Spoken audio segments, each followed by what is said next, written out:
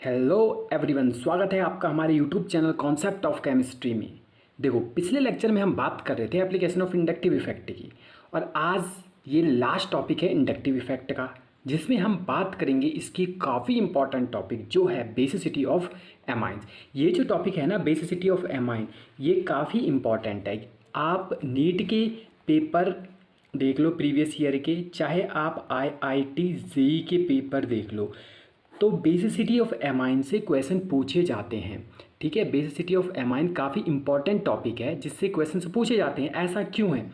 तो स्टार्ट करते हैं। आज का अपना इंटरेस्टिंग टॉपिक है, ये काफ़ी इंटरेस्टिंग है, मज़ा आ जाएगा आपको बेसिसिटी ऑफ एमाइन में। तो पहले समझते हैं बेसिसिटी को। तो बेसिसिटी को एक्सप्लेन कैसे किया जाता है, हम एक्सप्लेन करते हैं लेविस बेस थ्योरी से। अब लेविस बेस थ्योरी हमें क्या कहती है? ये कहती है कि जो ईजिली डोनेट करता हो, ईजिली डोनेट लोन पेयर, जो लोन पेयर को ईजिली डोनेट करता हो उसको हम क्या कहेंगे? बेस कहेंगे। यानी कि अगर हम बेसिसिटी की बात करें तो जो भी कंपाउंड जितनी आसानी से अपने लोन पेयर को डोनेट कर दे वो उतना ज़्यादा बेसिक नेचर का होता है। अब एमाइन की बात करते हैं हम। ठीक है, तो प्राइमरी एमाइन होता है RNH2। सेकेंडरी एमाइन की अगर हम बात करें RNHR, और टर्सरी एमाइन की अगर हम बात करें RRR। अब नाइट्रोजन जो है वो 3 बॉन्ड को बनाता है। ठीक है, नाइट्रोजन के वैलेंस में कितने इलेक्ट्रॉन होते हैं? 5 इलेक्ट्रॉन होते हैं। 5 में से 3 वैलेंस इलेक्ट्रॉन से वो 3 बॉन्ड का फॉर्मेशन कर लेता है, और 2 इलेक्ट्रॉन उसके वैलेंस सेल में पड़े हुए होते हैं। और ये जो 2 इलेक्ट्रॉन्स पड़े हुए होते हैं इनको हम क्या कहते हैं? लोन पेयर कहते हैं। और इन्हीं लोन पेयर के कारण ये जो एमाइंस हैं ये बेसिक नेचर शो करते हैं, क्योंकि ये डोनेट कर सकते हैं। ठीक है, तो इसको हम क्या कहेंगे? ये कहेंगे प्राइमरी एमाइन, सेकेंडरी एमाइन और टर्सरी एमाइन। अब मुझे ये बताओ कि हमने अभी तक इंडक्टिव इफेक्ट को काफ़ी अच्छे से समझ लिया है। ठीक है, तो जो फर्स्ट थ्योरी है एक्सप्लेन करने की बेसिसिटी को, फर्स्ट थ्योरी हमारी आती है इंडक्टिव इफेक्ट। ठीक है, इंडक्टिव इफेक्ट। अब इंडक्टिव इफेक्ट से हमें एक्सप्लेन करना है कि प्राइमरी एमाइन, सेकेंडरी एमाइन और टर्सरी एमाइन में से कौन सा एमाइन ऐसा है जो आसानी से अपने लोन पेयर को डोनेट कर देता हो। ये जो R ग्रुप है, ये R ग्रुप रिप्रेजेंट कर रहे हैं हमारे एल्काइल ग्रुप को, और हमें पता है कि कोई भी एल्काइल ग्रुप होता है वो +I इफेक्ट शो करता है, यानी कि ये इलेक्ट्रॉन डोनर होता है। ऑर्गेनिक केमिस्ट्री को अगर अच्छे से समझना है तो आपको इलेक्ट्रॉन कौन डोनेट करता है, कौन इलेक्ट्रॉन को एक्सेप्ट करता है, यानी कि यहाँ पे सारा जो खेल है ना वो इलेक्ट्रॉन डेंसिटी का हो जाता है। अब यही क्वेश्चन देख लो आप, इस क्वेश्चन में पूछ रखा है बेसिसिटी के बारे में। बेसिसिटी का मतलब क्या है कि जो आसानी से लोन पेयर देता हो। अब लोन पेयर आसानी से वही देगा जिसके पास इलेक्ट्रॉन की डेंसिटी ज़्यादा होगी। अब यहाँ पे देखो, यहाँ पे एक R ग्रुप है जो इलेक्ट्रॉन की डेंसिटी नाइट्रोजन को प्रोवाइड करवा रहा है। ठीक है, सेकंड की अगर हम बात करें, सेकंड एग्जांपल की, यहाँ पे 2 R ग्रुप है जो क्या कर रहे हैं? इलेक्ट्रॉन की डेंसिटी प्रोवाइड करवा रहे हैं नाइट्रोजन को। जबकि थर्ड में अगर हम बात करें, थर्ड में 3 R ग्रुप है, ये इलेक्ट्रॉन की डेंसिटी बहुत ज़्यादा इंक्रीज कर लेते हैं नाइट्रोजन पे। अब ये तीनों के तीनों +I के द्वारा इसमें क्या कर रहे हैं? इलेक्ट्रॉन की डेंसिटी को इंक्रीज कर रहे हैं। जितनी ज़्यादा नाइट्रोजन के पास इलेक्ट्रॉन की डेंसिटी होगी वो उतने आसानी से अपने लोन पेयर को दे देगा, और जो भी कंपाउंड जितनी आसानी से लोन पेयर को देता है वो उतना स्ट्रॉन्ग बेस कहलाता है। वो क्या कहलाता है? उतना स्ट्रॉन्ग बेस कहलाता है। तो यदि मैं बात करूं इंडक्टिव इफेक्ट से, आप इनमें बताओ एमाइंस में प्राइमरी, सेकेंडरी और टर्सरी में इनका ऑर्डर अगर आपसे पूछा जाए तो सबसे ज़्यादा बेसिसिटी कौन शो करेगा? Tertiary amine, then secondary amine, then primary amine. क्योंकि टर्सरी एमाइन में 3 ऐसे ग्रुप हैं जो +I इफेक्ट शो कर रहे हैं, और हमें पता है कि +I इफेक्ट जो ग्रुप शो करते हैं वो इलेक्ट्रॉन की डेंसिटी को इंक्रीज़ करते हैं। नाइट्रोजन के पास जितनी ज़्यादा इलेक्ट्रॉन की डेंसिटी होगी वो उतना ही आसानी से अपने लोन पेयर को डोनेट करेगा, और जो जितनी आसानी से लोन पेयर को डोनेट करता है वो उतना अच्छा बेस कहलाता है। इसलिए हमारा टर्सरी सबसे ज़्यादा बेसिक नेचर शो करेगा, देन सेकेंडरी करेगा और देन प्राइमरी करेगा। इसी प्रकार अगर हम सेकंड ऑप्शन की बात करें, इसमें 2 R ग्रुप है, जबकि थर्ड वाले में हमारे केवल क्या है, एक ही R ग्रुप यहाँ पे प्रेजेंट है।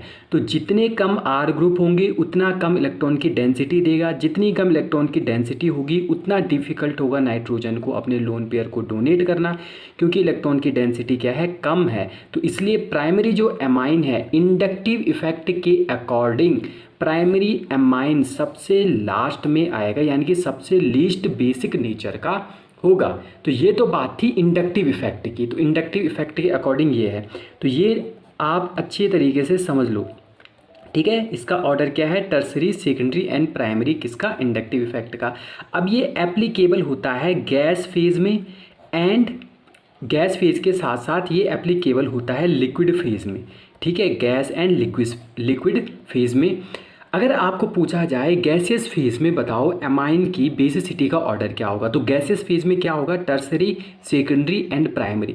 बट यदि पूछा जाए लिक्विड फेज में बताओ जी इसका बेसिसिटी का ऑर्डर क्या होगा, तो ये बेसिसिटी का ऑर्डर चेंज हो जाता है, ठीक है। बेसिसिटी का ऑर्डर ये नहीं रहता है, क्योंकि अनदर फैक्टर इसमें आ जाता है। तो चलो उसको समझते हैं कि ये जो है किस प्रकार से बेसिसिटी का ऑर्डर यहाँ पे चेंज होता है। देखो, फर्स्ट थ्योरी में हमने पढ़ा था कि टर्सरी एमाइन सबसे ज़्यादा स्टेबल होता है, सेकेंडरी फिर होता है, एंड प्राइमरी। अब बात करते हैं सॉल्वेंट इफेक्ट की, सॉल्वेंट इफेक्ट का एक्वा सॉल्यूशन में। अब एक चीज़ आप देख लो कि जो भी हमारा एमाइन होता है, एमाइन क्या होता है, RnH2 होता है।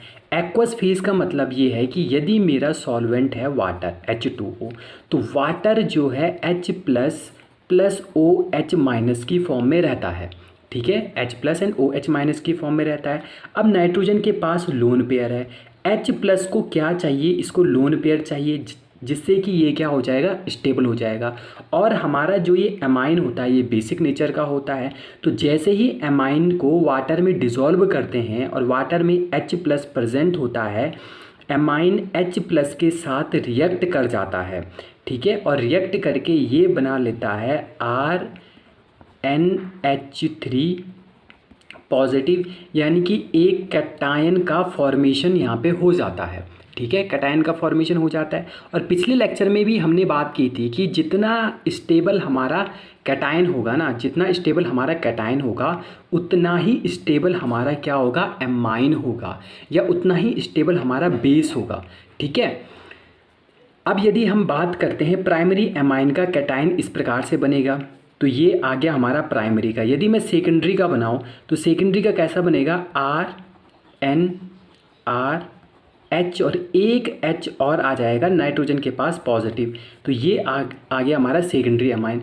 अगर हम टर्सरी की बात करेंगे तो RnR, 3 तो R ग्रुप टर्सरी के पास थे, एक लोन पेयर इसके पास था, जो इसने वाटर में डिसॉल्व होने के बाद हाइड्रोजन के साथ बॉन्डिंग कर दी और H प्लस बना दिया। जब ये कैटायन फॉर्म हो जाते हैं, तो ये फॉर्म होने के बाद हाइड्रोजन क्या करते हैं, हाइड्रोजन बॉन्डिंग शो करते हैं, हाइड्रोजन बॉन्डिंग शो करते हैं। अब हाइड्रोजन बॉन्डिंग शो करने के कारण ये क्या करते हैं, स्टेबिलिटी को गेन करते हैं, क्योंकि जहाँ पर भी हाइड्रोजन बॉन्ड बनता है वहाँ पे मॉलिक्यूल हमारा स्टेबल होता है। और हमें यही देखना है कि जो मॉलिक्यूल मेरा जितना ज़्यादा स्टेबल होगा वो उतना बेसिक नेचर का होगा। क्या होगा, बेसिक नेचर का होगा। हमें primary, secondary and tertiary amine में यही देखना है कि जिसके पास जितना ज़्यादा हाइड्रोजन बॉन्डिंग होगा वो उतना ज़्यादा बेसिक नेचर को शो करेगा। फर्स्ट केस की अगर हम बात करते हैं, यहाँ पे हाइड्रोजन है। अब हाइड्रोजन बॉन्डिंग कैसे होती है, वाटर इस प्रकार से अप्रोच करता है हाइड्रोजन को, ठीक है। हाइड्रोजन के पास एक्चुअल में क्या होगा, पार्शली पॉजिटिव चार्ज होगा। क्यों, क्योंकि नाइट्रोजन क्या होता है, ज़्यादा इलेक्ट्रोनेगेटिव होने के कारण अपने पास इलेक्ट्रॉन की डेंसिटी ले लेता है, जिसके कारण यहाँ पे पोलैरिटी डेवलप हो जाती है। और पोलैरिटी डेवलप होने के कारण हाइड्रोजन के पास इलेक्ट्रॉनों की कमी हो जाती है, जिसके पास से पॉजिटिव चार्ज आ जाता है। अब ये ऑक्सीजन की अगर हम बात करें, ऑक्सीजन वैसे भी क्या है, इलेक्ट्रोनेगेटिव एटम है। तो इसके पास पार्शली नेगेटिव चार्ज आ जाता है। तो ये पार्शली नेगेटिव चार्ज और पार्शली पॉजिटिव चार्ज के बीच में क्या होता है, एक इंटरेक्शन होता है, और इसी इंटरेक्शन को नाम दिया जाता है हाइड्रोजन बॉन्डिंग। अब ये जो हाइड्रोजन बॉन्डिंग होती है ना, इसके बाद हमारी एनर्जी रिलीज़ होती है। ये काफ़ी इम्पॉर्टेंट है, क्या होती है, एनर्जी रिलीज़ होती है।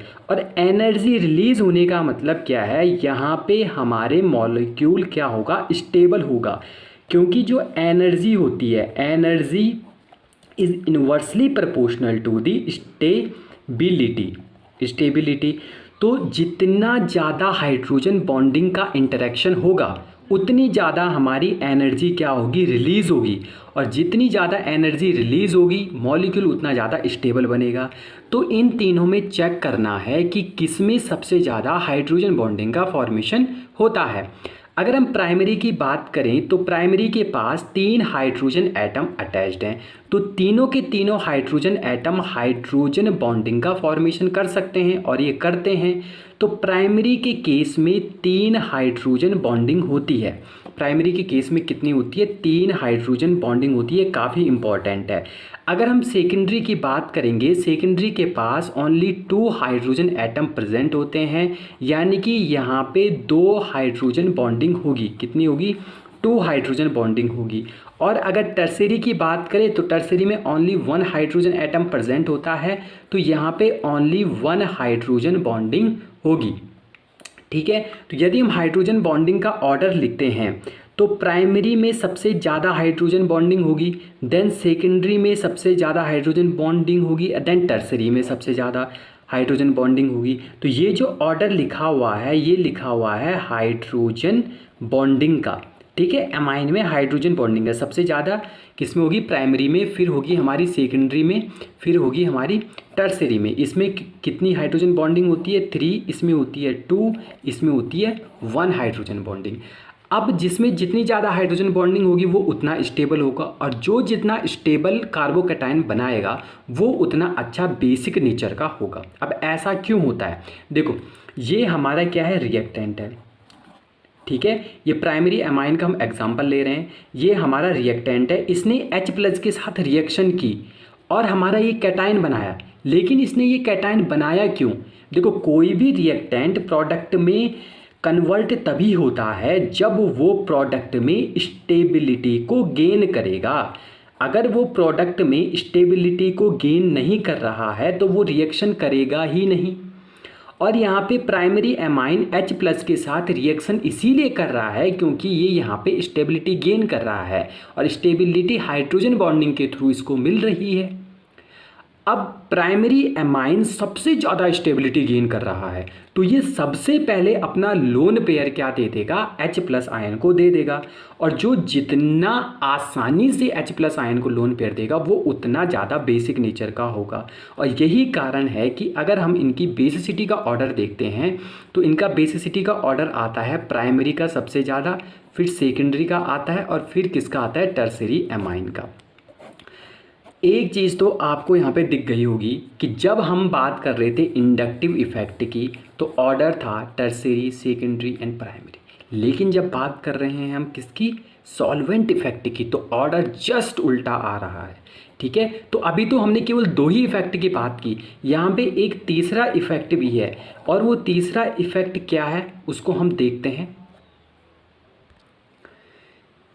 अब हम स्टार्ट करते हैं यार तीसरा इफेक्ट है हमारा स्टेरिक हिंडरेंस का। अब ये जो स्टेरिक हिंडरेंस होता है इसको ज़रा समझते हैं। बेसिसिटी क्या होता है, बेसिसिटी का मीन्स होता है कि जो लोन पेयर को आसानी से डोनेट कर दे। ठीक है, अब हमने एग्जांपल देखते हैं, हमारे पास है RnH2 और यहाँ पे कोई H+ है। अब ये H+ क्या करेगा, ये H+ इस लोन पेयर को अप्रोच करने के लिए नाइट्रोजन के पास आएगा। अब यदि नाइट्रोजन के पास एक हाइड्रोजन ये है, यहाँ पे हम R को देखते हैं एज अ CH3 ग्रुप के रूप में देखते हैं। ठीक है, मैंने R को क्या कंसीडर किया है यहाँ पे CH3, तो ये इस प्रकार से है मेरा RnH2+H। अब ये जो H प्लस है ना, इसको लोन पेयर चाहिए तो ये नाइट्रोजन के पास आएगा।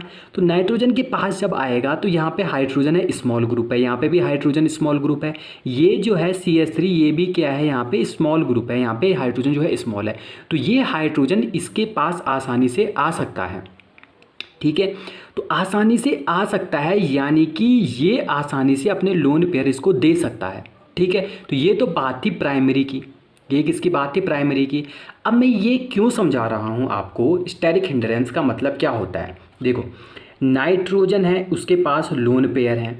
अब मैं कह रहा हूँ कि अगर हम टर्सरी की बात करें, टर्सरी का मतलब क्या है, CH3 है यहाँ पे क्या है CH3, यहाँ पे भी क्या है मेरे पास CH3 है, और ये भी क्या है CH3 है। तो ये हम बात करते हैं टर्सरी एमाइन की। जब मैं बात कर रहा हूँ यहाँ पे टर्सरी एमाइन की, तो H प्लस है। अब H प्लस को यहाँ पे अप्रोच, क्योंकि यार इसने लोन पेयर देना है ना H प्लस को, तो लोन पेयर जितनी आसानी से H प्लस को देगा ये उतना अच्छा बेस कहलाएगा। बट ये लोन पेयर देगा कहाँ से, यहाँ से CH3 ने इसको घेर रखा है, यहाँ से इस CH3 ने घेर रखा है, और यहाँ से इस CH3 ने घेर रखा है। तो ये जो बल्कि ग्रुप है जो इसके चारों ओर से इसको एक कवर बना रहे हैं ना, ये कवर जो बन रहा है इसी को हम बोलते हैं स्टेरिक हिंड्रेंस। इसी को क्या बोलते हैं, स्टेरिक हिंड्रेंस। तो एक चीज़ आप समझ गए होंगे कि जितना ज़्यादा स्टेरिक हिंड्रेंस होगा मेरे नाइट्रोजन के चारों ओर, वो उतना डिफ़िकल्ट हो जाएगा उसको अपने लोन पेयर को देना। बस यही कॉन्सेप्ट समझना है इसमें। अब आपको यदि मैं पूछूं कि ये मेरा क्या है, प्राइमरी एमाइन है, ये सेकेंडरी एमाइन है, और ये टर्सरी एमाइन है, तो बताओ इनका बेसिसिटी का ऑर्डर क्या होगा। तो आपको काफ़ी आसानी से आप बता सकते हो कि सर यहाँ पे 3-3 R ग्रुप है, और R ग्रुप जो होंगे वो हाइड्रोजन से तो बल्कि होंगे। अब जब वो हाइड्रोजन से बल्कि होंगे तो इस नाइट्रोजन को चारों ओर से इस प्रकार से घेरे रखेंगे, तो इसको लोन पेयर को डोनेट करने में डिफ़िकल्टी आएगी।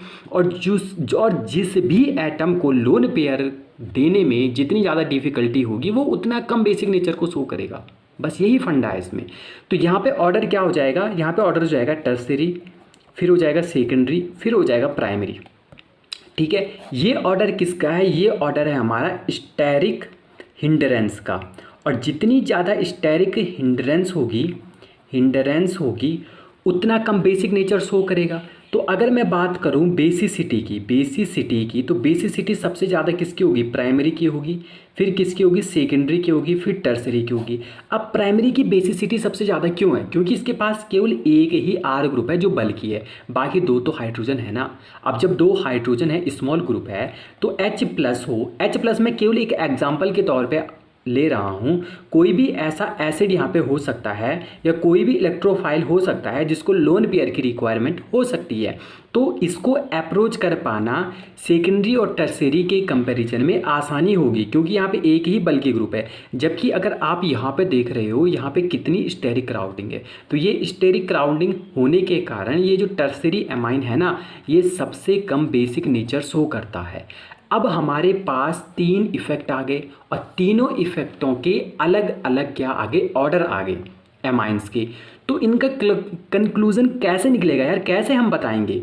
एक ऑर्डर तो होना चाहिए ना हमारे पास कि यार एमाइन की बेसिसिटी को अगर हमने क्या करना है, शो करना है, अगर क्वेश्चन में आ गया, एग्ज़ाम में आ गया, तो किस प्रकार से हम इसको सॉल्व करेंगे। तो चलिए देखते हैं। देखो अभी तक हमने इंडक्टिव पढ़ा, सॉल्वेंट इफेक्ट पढ़ा, स्टेरिक हिंड्रेंस पढ़ा, और इन्होंने अपने अपने ऑर्डर दिए इनके अकॉर्डिंग। अब हम कैसे डिफाइन करेंगे प्राइमरी, सेकेंडरी और टर्सरी में। देखो एक्सपेरिमेंटली क्या हुआ, एक्सपेरिमेंटली ये देखा गया कि यदि हम R को CH3 लेते हैं, यदि हम R को क्या करते हैं, CH3 लेते हैं, तो सेकेंडरी, देन होगा हमारा प्राइमरी, और देन होगा हमारा टर्सरी, ठीक है। और यदि हम R ग्रुप को क्या लेते हैं, C2H5 लेते हैं, यदि हम R ग्रुप को C2H5 लेते हैं तो ऑर्डर हमारा होता है सेकेंडरी, एंड देन होता है हमारा टर्सरी, और देन होता है हमारा प्राइमरी। तो ये काफ़ी इम्पॉर्टेंट है ये कंक्लूज़न, और ये जो कंक्लूज़न निकला है ये एक्सपेरिमेंटली प्रूफ है, एक्सपेरिमेंटली डाटा है। एक्सपेरिमेंट के द्वारा देखा गया कि जब हमने R को CH3 कंसीडर किया तो सबसे ज़्यादा बेसिक नेचर शो किया सेकेंडरी ने, फिर किया प्राइमरी ने और फिर किया टर्सरी ने। और जबकि जब हमने C2H5 लिया तो secondary then tertiary then primary. इसको ध्यान में कैसे रखेंगे, याद कैसे करेंगे हम इसको, तो देखो यहाँ पे जो सेकेंडरी है ना वो तो फर्स्ट में ही आएगा। जब हम ले रहे हैं स्मॉल ग्रुप, यहाँ पे देखो यहाँ पे कार्बन कितने हैं, 1 है, कार्बन की संख्या कितनी है, 1 है, तो 2 के बाद कितना आएगा, 1 आएगा। अगर हम CH3 मॉलिक्यूल को कंसीडर कर रहे हैं तो कार्बन की संख्या यहाँ पे 1 है, तो सेकेंडरी तो फर्स्ट में ही आएगा, ये तो दोनों में ही है, ठीक है। उसके बाद आएगा फर्स्ट, क्योंकि यहाँ पे क्या है, एक एटम है तो फर्स्ट, ये ध्यान रख लो, लास्ट में आ जाएगा थर्ड। अगर हम C2H5 की बात कर रहे हैं ना, C2H5 की बात कर रहे हैं तो सेकेंडरी तो फर्स्ट में आएगा ही आएगा, ये तो कन्फर्म है, ठीक है। उसके बाद क्या आएगा, टर्सरी आएगा। अब इसको कैसे ध्यान रखेंगे, सेकेंडरी के बाद हमारे क्या आएगा, टर्सरी आएगा और देन क्या आएगा, हमारा प्राइमरी आएगा। तो C2H5 क्या है, बल्की ग्रुप है ना, बल्की ग्रुप। CH3 के कंपैरिजन में C2H5 बल्की ग्रुप है, तो बड़ा वाला क्या आएगा, छोटे के बाद आएगा। पहले सेकेंडरी देन C2H5 बल्की है तो बल्की आएगा, टर्सरी आएगा, देन क्या आएगा, प्राइमरी आएगा। ये दोनों काफ़ी इंपॉर्टेंट है, ठीक है। अगर हम CH3 ले रहे हैं तो सेकेंडरी, प्राइमरी एंड टर्सरी, और अगर हम C2H5 ले रहे हैं तो सेकेंडरी, टर्सरी एंड प्राइमरी। तो आज का वीडियो लेक्चर हम यहीं पे स्टॉप करते हैं और नेक्स्ट वीडियो लेक्चर में हम काफ़ी इम्पॉर्टेंट इफ़ेक्ट के बारे में बात करेंगे, वो है रेजोनेंस इफ़ेक्ट क्या होता है। और ये जो ऑर्गेनिक में हम इफ़ेक्ट की बात कर रहे हैं ना, जैसे इंडक्टिव इफ़ेक्ट हो गया, रेजोनेंस इफ़ेक्ट हो गया, ये काफ़ी इम्पॉर्टेंट होते हैं। अगर इनमें आपकी कमांड अच्छी है, आपको हर चीज़ इनमें समझ में आ जाती है, तो ऑर्गेनिक आपके लिए एकदम ईजी हो जाएगी, आसान हो जाएगा ऑर्गेनिक को समझना। तो मिलते हैं अपने नेक्स्ट लेक्चर के लिए, तब तक थैंक यू।